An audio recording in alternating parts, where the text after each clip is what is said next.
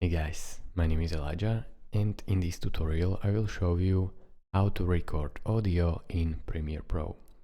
So basically, if you want to record any audio in Premiere Pro, you have to have your microphone plugged in and then go over to Premiere Pro, Preferences, Audio Hardware, and then as a default input, select your microphone.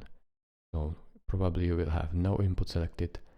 Select your microphone, then press OK, and now you can quit and reopen your Premiere Pro and start recording.